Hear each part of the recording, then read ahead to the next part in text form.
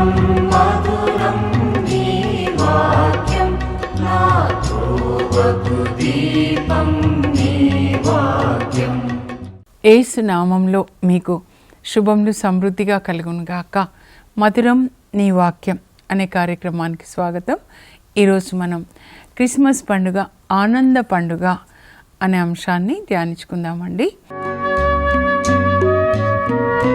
మధురం మధురం నీ వాక్యం, నా త్రోవకు దీపం నీ వాక్యం. మనకి ఎప్పుడు ఆనందం వస్తుంది. మనం ఇప్పుడు ఎక్కువ లూకాసు వార్తే చదవాలి. ఈ సంవత్సరం ఎలాగో లూకాసు వార్త, ఇంకా ఈ నెల అయిపోయిందంటే వచ్చే సంవత్సరం మత్తయి సువార్త అన్నమాట. కనుక లూకాసు వార్త మళ్ళా చదవండి. ఎవరెవరు ఆనందపడ్డారు? దేవుడు పరిశుద్ధ ఆత్మ ద్వారా మనల్ని ఆనంద తైలంతో అభిషేకిస్తారండి. అది హెబ్రీ పత్రిక 1:9 ఏమని రాయబడి ఉంది అంటే, యేసు ప్రభుని గురించి అండి. యాక్చువల్గా తండ్రి దేవుడు అంటున్నారనమాట, నీవు నీతిని ప్రేమించి పాపంను ద్వేషించావు కనుక నీ దేవుడు నిన్ను నీ సోదరులందరికంటే హెచ్చించి ఆనంద తైలంతో అభిషేకించారు. ప్రతిరోజు మనము ఎప్పుడు నీతిగా జీవిస్తామో వెంటనే దేవుడు మనల్ని ఆనంద తైలంతో అభిషేకిస్తారు. మన హృదయంలో ఆనందాన్ని పోస్తారనమాట. క్రిస్మస్ అంటే నాకు డెఫినేషన్ ఏంటంటే, it's a festival of giving అనమాట. Caring and sharing is Christmas or Christianity. నేను అదే చెప్తాను, నేను అది జీవిస్తున్నాను కూడా అండి. ఆనందంగా ఉంటాను. అలా దేవుడు నన్ను అభిషేకిస్తారనమాట. తెలిసిపోతుంది. నేను స్వార్థంగా ఉన్నాను అనుకోండి, నాకు సాడ్గా ఉంటానన్నమాట. అట్లా కొంతమంది విచారంగా డిప్రెషన్లోకి ఎవరు వెళ్తారంటే, స్వార్థం, నాకు నాకు నాకు అని. నాకు కాదండి, యేసు ప్రభు లోకానికి చూపించడానికి వచ్చాడు ఎలా ప్రేమగా జీవించాలి అని. దేవుడు మనిషిగా ఎందుకు పుట్టాడంటే, మనిషి దేవునిలాగా ప్రేమ కలిగి తోటి వాళ్ళని ప్రేమించాలి, దేవుని ప్రేమను అందించాలి, కానీ ఒక్కరికి కూడా హాని చేయకూడదు. నీలాగా నీ పొరుగు వాళ్ళని ప్రేమించండి. నా శరీరానికి నేను హాని చేసుకోలేను కదా, అన్నీ మంచిగా తింటాను, మంచి వస్త్రాలు వేసుకుంటాను, అలాగే పొరుగు వాళ్ళు. రెండు ఉంటే ఇంకొకటి ఇవ్వండి. ప్రవహిస్తూ ఉండాలి ప్రేమ నది అన్నమాట. సో ఆనందం, ఎవరెవరికి ఆనందం మీరు చెప్పండి. మేము చదువుతామండి, బైబిల్ ఇన్నిసార్లు చదివామంటారు కదా, ఎక్కడెక్కడ మీరు ఆనందాన్ని చూశారు బైబిల్లో చెప్పండి. నెహెమియా ఏమంటాడంటే, the Joy of the lord is my strength అంటాడనమాట. ప్రభు ప్రసాదించే ఆనందమే నాకు బలం. చాలా ఆనందంగా ఉంటారండి, చాలా బలంగా ఉంటారనమాట. ఎందుకు అనంటే ఆయన దేవుని చిత్తం చేస్తాడండి. అక్కడ ఎస్తేర్ రాణి వాళ్ళ దగ్గర ఉంటాడు. ఎక్కడ అంటే షూజన్లో, పారసిక పట్టణం అనమాట. ఎస్తేర్ రాణి మారు కొడుకు అర్తహషస్త రాజుగా ఉంటాడు, ఎస్తేర్ రాణి మహారాణిగా ఉంటుంది. వాళ్ళకి వైన్ పోరర్ని మరి దేవుడు ఒక గవర్నర్గా పంపిస్తారనమాట యెరూషలేంకి. యెరూషలేం గోడల్ని ఆయన గవర్నర్గా ఆయన ప్రజలతో కలిసి పనిచేసి కడతాడండి. 52 రోజుల్లో కడతాడనమాట. చాలా ఆటంకాలు వస్తాయి. మనము సాతాను పనులు చేసినప్పుడు ఆటంకాలు రావు, ఇంకా ఎక్కువ సపోర్ట్ ఉంటుంది. మీరు తాగండి, అవినీతి పనులు చేయండి, తినండి, అప్పుడు ఇంకా 10 మంది హెల్ప్ చేస్తారు. దేవుని పని ఎప్పుడు మొదలు పెడతారు, అప్పుడు సాతాను ఆటంకాలు తీసుకొస్తాడు. ఇంట్లో వాళ్ళ దగ్గర నుంచే వస్తాయి, అక్కడి నుంచి ప్రారంభమై. అంటే మీకు ఆటంకాలు వచ్చాయి, ఇంటి వాళ్ళు కూడా శత్రువులు అయ్యారంటే సాతాను డిస్టర్బ్ అవుతున్నాడు అనమాట. ఈయన అంత చక్కగా అండి 12 సంవత్సరాలు గవర్నర్గా ఉంటాడు. నెహెమియా 5:14 నుంచి చదివితే ₹1 కూడా తీసుకోడండి. ప్రతిరోజు గవర్నర్కి వాళ్ళు శాలరీ ఇస్తారు, 40 వెండి నాణాలు తీసుకోలేదు. ప్రజలు ఇంత పేదరికంలో ఉన్నారు, ఇంకా నేను వాళ్ళ తీసుకోవాలని శాలరీ తీసుకోకుండా, ₹1 తీసుకోకుండా ఆయన పని చేస్తాడు. ఇంకా తన ఇంటికి గవర్నర్ కాబట్టి చాలామంది వస్తారండి. వాళ్ళందరికీ తన ఖర్చులతో భోజనాలు పెడతాడనమాట. అప్పుడు అంటాడు, ప్రభా నన్ను జ్ఞాపకం చేసుకో ఈ మంచి పనులన్నిటికి కాను అని అంటాడు నెహెమియా. ఎంత మంచి గవర్నర్ అండి, ఒక రాజకీయ నాయకులు అలా ఉంటే దేశం బాగుపడుతుంది. అలాగే ఎజ్రా అన్నమాట, మత నాయకుడు. ఇద్దరు కలిసి ప్రజల్ని నీతి మార్గంలో నడిపిస్తారండి. ఒకరు పొలిటికల్ లీడర్, ఒకరు రిలీజియస్ లీడర్ అన్నమాట. పాత నిబంధన అన్ని గ్రంథాలు పోగు చేసి 39 గ్రంథాలు తనక్ అని వాళ్ళు ఒక గ్రంథంగా రూపుదిద్దుతారండి. ఇప్పుడు వాళ్ళకి అదే, మనకి బైబిల్ ఉంటుంది, వాళ్ళకేమో తనక్ అన్నమాట. ఇద్దరు గుర్తుంచుకోదగిన వ్యక్తులు అన్నమాట. ఎప్పుడు ఆనందంగా ఉంటారు, మీరు చూసారా? అలాగే మనం ఇప్పుడు లూకా సువార్తకు వచ్చేద్దామండి. ముందు ఎవరు ఆనందంగా ఉన్నారు? లూకా సువార్త 1వ అధ్యాయంలో 44 వచనం అన్నమాట. మరియ తల్లి అమ్మాయి, యాక్చువల్గా 14 సంవత్సరాల అమ్మాయి పరిశుద్ధాత్మ ప్రభావాలను గర్భం ధరించినప్పుడు గాబ్రియల్తో చెప్తారు, అమ్మ దేవునికి అసాధ్యమైంది ఏదీ లేదు, మీ బంధువు అంటే అక్క వరుస అవుతుంది ఎలిజబెత్ అమ్మ గర్భం ధరించింది 6వ మాసం అనగానే, ముందు నేను ప్రభు దాసురాలను, నీ చిత్తం నాకు జరుగునుగా కానీ దేవునికి తనని సమర్పించుకొని దేవుని తల్లి అయిన తర్వాత నజరేతు నుంచి, నేను మీకు మ్యాప్లో చూపించాను చూడండి, నజరేతు నుంచి నిన్నైతే బెత్లెహేంకి వస్తారు. ఈరోజు బెత్లెహేం ప్రక్కన ఉంటుంది. జకరియా ఎలిజబెత్ అమ్మ వాళ్ళ ఊరి పేరు అయన్ కరీం అండి, పర్వత ప్రాంతంలో ఉంటుందన్నమాట. అక్కడ వచ్చి తనకి శుభవచనం పలుకుతుందంట. అక్క, నువ్వెంత భాగ్యవంతురాలు అక్క, ఒక గొప్ప ప్రవక్తకి నువ్వు తల్లి కాబోతున్నావు, ఎంత భాగ్యవంతురాలువి అని ఆ శుభవచనం పలకగానే అప్పుడు ఎలిజబెత్ అమ్మ పరిశుద్ధాత్మని పొందుతారు. అప్పుడు ఆ మరియ తల్లితో ఏమంటారంటే, స్త్రీలందరిలో నీవు ఆశీర్వదించబడిన దాను, నీ శుభవచనం మరియా చెల్లి, బుజ్జి, చిన్న చెల్లి, ఈమె 90 సంవత్సరాల అక్క, ఆమె 14 సంవత్సరాల చెల్లి బుజ్జి అని పిలుచుంటుంది అనమాట. నీ శుభవచనం నా చెవిలో సోగ్గానే నా గర్భంలో ఉన్న బిడ్డ ఆనందంతో గంతులేస్తున్నాడు. వాడు 6 నెలలు అనమాట, బాప్తిస్మ యోహాన్, వాడు కూడా ఆనందంతో గంతులేస్తున్నాడు. అంటే పరిశుద్ధాత్మని పొందాడు తల్లి గర్భంలో. ఈమెకు కూడా ఆనందం అన్నమాట.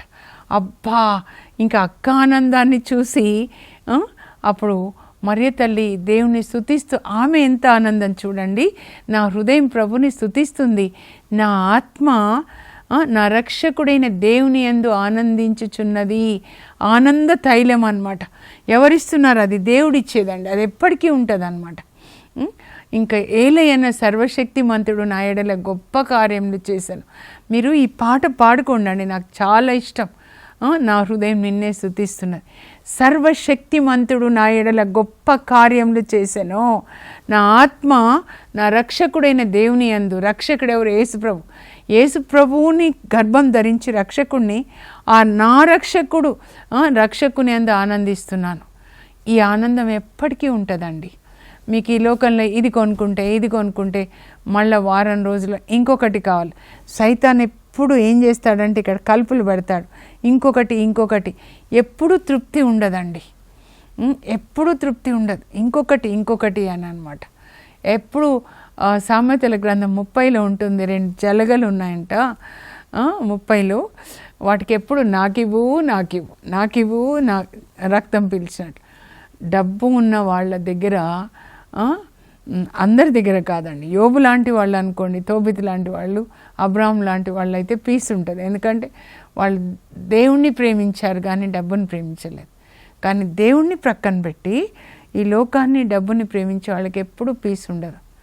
ఎక్కడికి వెళ్తున్నారో వాళ్ళకి తెలీదు, పరిగెత్తడం, మరణం వచ్చే వరకు పరిగెత్తడం అన్నమాట. అలా కాదు. ఎలిజబెత్ అమ్మ పరిశుద్ధాత్మని పొందారు.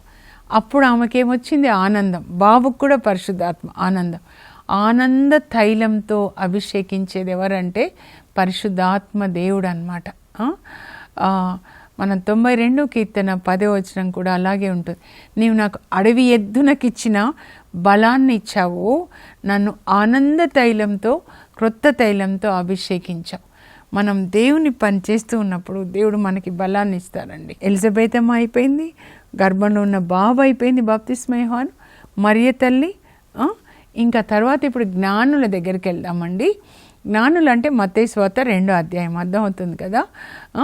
అప్పుడు వాళ్ళు ముందు ఆ నక్షత్రాన్ని చూస్తూ వస్తారు. ఎక్కడి నుంచి? పర్షియా అన్నమాట, ఇప్పుడు ఇరాన్. 1100 మైళ్ళు అండి. ఒంటెల మీద 1 సంవత్సరం ప్రయాణం చేసి వస్తారు వాళ్ళు. ఒక్కరోజు కాదు, ఆగి చెట్ల కింద పడుకొని రాజులు, వాళ్ళు జ్ఞానులు రాజులు కూడా అన్నమాట. వాళ్ళు ఆ నక్షత్రం వాళ్ళకి దారి చూపించినట్లుగా వస్తారు. ఇంకా ఒక చోటు వచ్చేసరికి నక్షత్రం కనపడదు. రాంగ్ పర్సన్ దగ్గర వెళ్తారు, హెరోదు రాజు దగ్గరికి అన్నమాట. మనం అట్లా రాంగ్ పర్సన్స్ దగ్గర వెళ్ళకూడదు ఎప్పుడు కూడా. కానీ తర్వాత మళ్ళా నక్షత్రం కనబడుతుంది. ఆ నక్షత్రాన్ని చూసినప్పుడు వాళ్ళు ఆనందించారు. అబ్బా, అప్పుడు ఆ నక్షత్రం ఎక్కడ వెళ్ళి ఆగిందండి? ఎక్కడైతే బాలయేసు పుట్టాడో ఆ పశువుల పాక మీద. మనం కాదండి పెట్టుకునేది artificial lights, anything artificial intelligence అంటున్నారు, ఆర్టిఫిషియల్ స్మైలు, ఆర్టిఫిషియల్ ప్రేమ, నటన, అదంతా సైతానికి చెందింది. కానీ మనలో యేసుప్రభు పుడితే మనకి ఆ దేవుడి నక్షత్రాన్ని పంపిస్తాడు. ఆయనే నక్షత్రం అండి, యేసుప్రభే నక్షత్రం అన్నమాట. మీరే నక్షత్రం, మెరిసే తార. ఎస్తేర్ మెరిసే తార. మీరు అందరికీ యేసుప్రభు ప్రేమను అందిస్తుంటే మీరే తార ఆ ఊరిలో అన్నమాట. హంగేరి ఎలిజబెత్ అమ్మ, మదర్ తెరీసా తల్లిలాగా మనమే తారలు అన్నమాట. జ్ఞానులు ఆనందించారు. అది పరిశుద్ధాత్మ ఇచ్చే ఆనందం అన్నమాట. ఇంకా నెహిమియా గురించి కూడా మనం ధ్యానించుకున్నాం కదండి. ఇంకా ఎవరు అనంటే యేసు ప్రభు అండి. యేసు ప్రభు లూకాసు వార్తలోనే 10వ అధ్యాయం 22 వచనం అన్నమాట. ఆయన పరిశుద్ధాత్మలో ఆనందిస్తున్నాడు. ఇప్పటి వరకు ఆనందించిన వాళ్ళు కూడా, ఎలిజబెత్ అమ్మ కావచ్చు, మరియ తల్లి కావచ్చు, నెహిమియా కావచ్చు, జ్ఞానులు, ఎవరైనా ఆనందం అంటే పరిశుద్ధాత్మ దేవుడు మనల్ని ఆనంద తైలంతో అభిషేకిస్తాడు. ఈ రహస్యం మీరు తెలుసుకోనండి, ఎప్పుడూ ఆనందంగా ఉంటారు మీరు. ఒక మనిషి వల్ల మీ ఆనందం కాదు. నా కొడుకు నన్ను ప్రేమించాడు, నా భర్త నన్ను ప్రేమించాడు, ఈరోజు ప్రేమించట్లేదు, వచ్చిపోయే ఆనందాలు కాదు. ఇది ఎప్పటికీ ఉండేదండి, నిరంతరంగా ఉండే ఆనంద తైలం అన్నమాట. లూకా 10వ అధ్యాయం మీరు చదివితే అక్కడ యేసు ప్రభుకి 72 మంది శిష్యులు ఉంటారండి. వాళ్ళని ఇద్దరిద్దరుగా సేవకు పంపిస్తారనమాట. మిమ్మల్ని కూడా పంపించుదురుగాక సేవ కొరకు. వాళ్ళు సువార్త బోధించి వస్తారనమాట. వస్తే వాళ్ళు ఇంకా జీసస్ అడుగుతున్నారు, ఎట్లా ఉంది, బాగా వాక్యం బాగుందా, మరి సువార్త బోధించారా, స్వస్థతలు చేశారా, దయ్యాలను వెళ్ళగొట్టారా? దయ్యాలు ఎట్లా వెళ్ళిపోతున్నాయంటే, జీసస్ యేసు నామంలో వెళ్ళిపో అనగానే మీ పేరట దయ్యాలన్నీ వెళ్ళిపోతున్నాయి, అవి మాకు లోబడుతున్నాయి, అవుట్.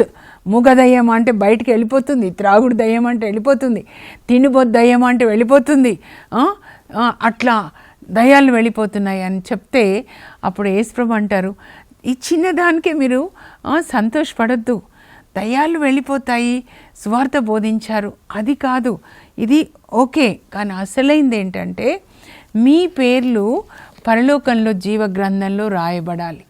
దాన్ని బట్టి సంతోషించండి. ఒకవేళ సువార్త బోధించి అద్భుతాలు చేసినా పరలోకానికి వెళ్ళరన్నమాట. దేవుని చిత్తం కాకుండా మన చిత్త ప్రకారం నేను స్వస్థతలు చేస్తే నేను గొప్ప అయిపోతానని, అది కూడా యేసుప్రభు చెప్తారు సొంత మహిమ కోసం. మత్తయి 7:22లో నేను మీ పేరిట దయ్యాలను వెళ్ళగొట్టాను ప్రభు, అద్భుతాలు చేశానంటే చీపో దుష్టులారా అంటారు. అంటే మన మహిమ కోసం కాదు, ఎందుకంటే మనంతా పాపులే, మహిమ ఆయనకే. అంతేకాకుండా ఆయన చిత్తమైనప్పుడే చేయాలండి, లేకపోతే చేయకూడదు అన్నమాట. ఇప్పుడు యెరూషలేం దేవాలయం ముందు ఒక కుంటివాడు ఉన్నాడు.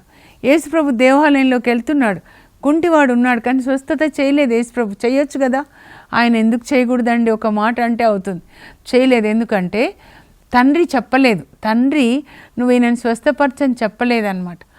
అది చాలా ముఖ్యమైనదండి. మంచి అయినా సరే అది దేవుని చిత్తంగా ఉండాలి. దేవాలయం కట్టాలి అనుకుంటాడు దావీదు, కానీ దేవుడు చెప్తారు నువ్వు కట్టొద్దు అంటారు. మంచి పనే కదా, దేవాలయం లేదు, కానీ నువ్వు కట్టొద్దు అంటే ఆగిపోతాడనమాట. అందుకే దేవుని యొక్క వాక్యం మనం వినాలి, ఆయన స్వరం మనం వినాలండి. ప్రభు ఏమంటారంటే మీ పేర్లు జీవ గ్రంథంలో రాయబడ్డాయి. పరలోకంలో ఒక గ్రంథం ఉంటుందండి, జీవ గ్రంథం. అందులో ఎవరి పేర్లు ఉంటాయో వాళ్ళు మాత్రమే పరలోకానికి వెళ్తారు. ఎవరి పేర్లు ఉంటాయంటే దేవుని చిత్తం చేసేవాళ్ళు అనమాట. ముందు మినిమంగా దేవుని చిత్తం ఏంటంటే మత్తయి 5, 6, 7 అధ్యాయాలండి. మత్తయి సువార్త కొండ మీద ప్రసంగం ఒక్కటి పాటించకపోయినా పరలోకానికి వెళ్ళాం. యాకోబు పత్రికలో యాకోబు రాస్తాడు, మీరు చూడండి, 10 ఆజ్ఞలు, అన్ని ఆజ్ఞల్లో అన్ని 9 పాటించి ఒకటి పాటించకపోయినా అన్నీ పాటించినట్లే లెక్క అంటాడనమాట. అప్పుడు ప్రభు ఏం చెప్తారంటే ఆయన ఇదో పరిశుద్ధాత్మలో ఆనందిస్తున్నారంట. శిష్యులందరూ ఆయన ఎదుట ఉన్నారు, 72 మంది. పరిశుద్ధాత్మ ఆయనలో పొంగి పొర్లుతూ ఉన్నారు, ఆనంద తైలంతో అభిషేకిస్తుంటే అప్పుడు తండ్రి, పరలోక తండ్రి, ఇదిగో నీవు ఈ జ్ఞానాన్ని నీవు పెద్ద పెద్ద జ్ఞానులకి, వివేకవంతులకి మరుగుపరిచావు. ఈ పసిపిల్లలకి నువ్వు దీన్ని తెలియపరిచావు. ఇది నీ చిత్తం నాన్న, నీ అభీష్టం నాన్న అని దేవునికి వందనాలు చెప్తాడు. వీళ్ళలో చదువు రాని వాళ్ళేనండి. దేవుడు ఈ జ్ఞానం చూడరు, హృదయాన్ని. పసిపిల్లలాగా పేతురుకి చదువు రాదు, లేఖ రాయాలంటే శిలాస్ ఆయనతో రాపిస్తాడనమాట. మా అమ్మ కూడా లేఖ రాయాలనుకోండి, మా అన్నయ్యకి అప్పుడు నాతో రాయించేదనమాట. అలా ఇంకా చూడండి, యేసుప్రభు ఏమంటారంటే వాళ్ళతో, మీరు చూస్తున్న మీ కన్నులు ఎంత ధన్యమైనవి, మీరు వింటున్న మీ చెవులు ఎంత ధన్యమైనవి. మీరు చూచేది చూచుటకు, వినేది వినుటకు అనేక మంది రాజులు, ప్రవక్తలు వాళ్ళు కాంక్షించారు, కానీ వాళ్ళు చూడలేకపోయారు, మీరు చూస్తున్నారు. ముందులో నాకు అర్థమే అయ్యేది కాదండి అసలు. ఎన్ని సంవత్సరాలు ఏం చెప్తున్నారు యేసుప్రభు వీళ్ళకి, ఏం చూడాలనుకున్నారు? పాతలో రాజులు, పాత నిబంధనలు, ప్రవక్తలు యేసుప్రభుని చూడాలనుకున్నారండి. యేసుప్రభు బోధన వినాలనుకున్నారు. వాళ్ళు ప్రవచించారు, కానీ వాళ్ళు చూడలేదు. ఈ చదువు రాని బెస్త వాళ్ళు యేసుప్రభు శిష్యులై ఆయనను చూస్తున్నారు, ఆయనది వింటున్నారు. మీరెంత ధన్యులు అని. అంటే మనం ఎంత ధన్యులండి.